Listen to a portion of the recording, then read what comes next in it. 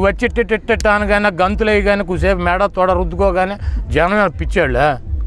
నీ డ్రామాలు చూడలేదా? నువ్వు ప్యాకేజ్ తీసుకుని వచ్చి చంద్రబాబు నాయుడు తరఫున మాడతావు నీ రాష్ట్ర ప్రజలకు తెలవదా? నువ్వు వచ్చింది ప్యాకేజీ కోసం కదా. ఏం చెప్తాడు? అర్థం పర్థం లేని మాటలు. చేతనేం చేసుకో. నువ్వు మాకు వార్నింగ్లు ఇచ్చే జగన్మోహన్ రెడ్డి స్థాయి ఎక్కడ, నీ స్థాయి ఎక్కడ? జగన్మోహన్ రెడ్డి గారికి వార్నింగ్లు ఇచ్చి ఆయన భయపెట్టే స్థాయి అనేది. జగన్మోహన్ రెడ్డి గారి చిటికిన కాలు గోరు సరి చేయరు వీళ్ళందరూ. నేను 4 సార్లు శాసనసభ్యుడికి వెళ్ళి నువ్వు గుర్తించాలంటే ఏం చేయాలి? కొడాలని, పేరు నాని, ఆళ్ళనాని అని మేము కూడా ఇక ప్రజాశాంతి నీ పార్టీలో చేరి 6 చోట్ల పోటీ చేసి 6 చోట్ల ఓడిపోతే అప్పుడు గుర్తిస్తావు మమ్మల్ని, నీకన్నా ఎక్కువ ఓడిపోయావని. అదేలేవే జనసేన, ప్రజాసేన, పవన్ కళ్యాణ్ వీళ్ళంతా ఒకటి కాదా? ఇదంతా ఒక బ్యాచ్ కాదా? చంద్రబాబు నాయుడు, తెలుగుదేశం, తెలుగు శాంతి సేనది, తెలుగు శాంతి సేన ముగ్గురు కలిసి అలయన్స్ అయిపోతే బెటరు. ఆయన అంతర్జాతీయ అధ్యక్షుడిగా పాల్ గారు ఉంటాడు, జాతీయ అధ్యక్షుడిగా చంద్రబాబు ఉంటాడు, ఈ రాష్ట్రానికి అధ్యక్షుడిగా ఈయన ఉంటాడు యాక్టరు.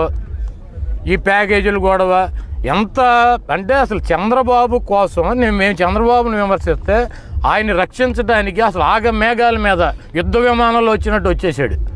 ఏంది బొంగ నువ్వు తిరిగితే ఏంది, తిరగపోతే అంటే మేము కొత్తగా రాజకీయాల్లోకి వచ్చామా? 2 చోట్ల ఓడిపోయింది ప్రజాశాంతి పార్టీ అధ్యక్షుడు.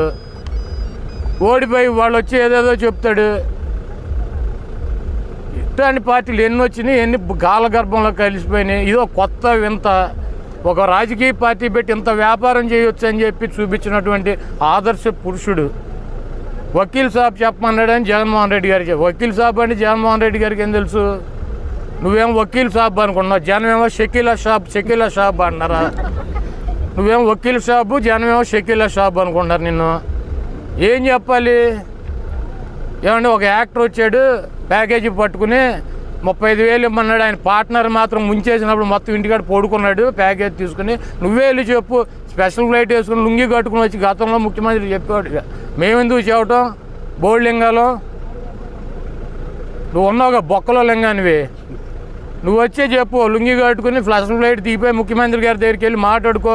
నువ్వేం చెప్పాలనుకుంటావు, ఆయన ఏం చెబుతాడో మీ ఇద్దరికి సెట్ అయింది అనుకో, బయటకు వచ్చి సూపరో డోపరో జగన్మోహన్ రెడ్డి గారు అని చెప్పి వెళ్ళిపోవచ్చు. మాకేం కర్మ? ఇట్లాంటి యాక్టర్లు పనికి మాలినాడు రోడ్లు కూడా బోల్డ్ మంది తిరుగుతూ ఉంటారు. నిన్ను ఆపాల్సిన అవసరం లేదు, నిన్ను పట్టించుకోవాల్సినటువంటి అవసరం లేదు.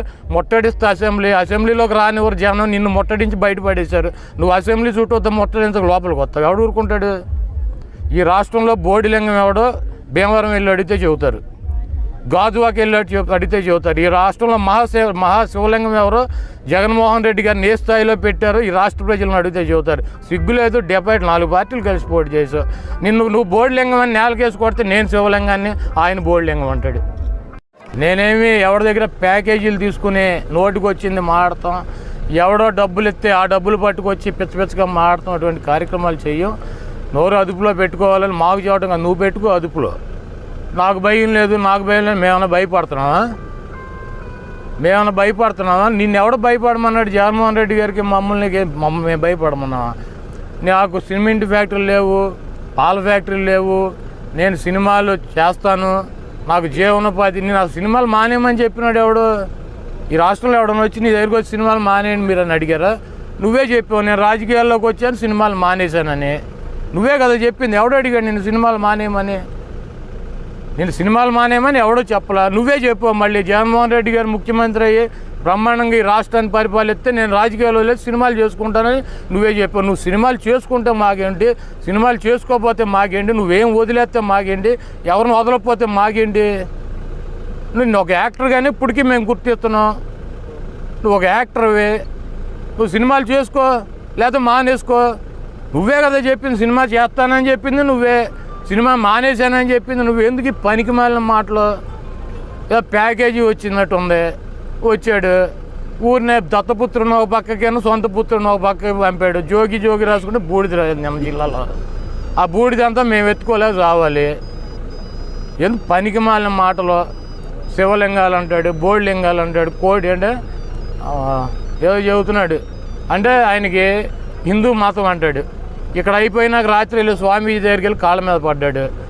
3 లింగాల్లో బోడి లింగం అంటే లింగం అంటే ఏంటి? శివలింగాలు, బోడి లింగం అంట దాన్ని. ఆయన బోడిలింగం అంటాడు. మేము అంత నీచంగా శివలింగాలని బోడిలింగాలు బొక్కలింగాలని నేను మాట్లాడలేను. ఎందుకంటే మాకు మతాలంటే హిందూ మతమైనా క్రైస్తవ మతమైనా ముస్లిం అయినా ఏదైనా ఉంది.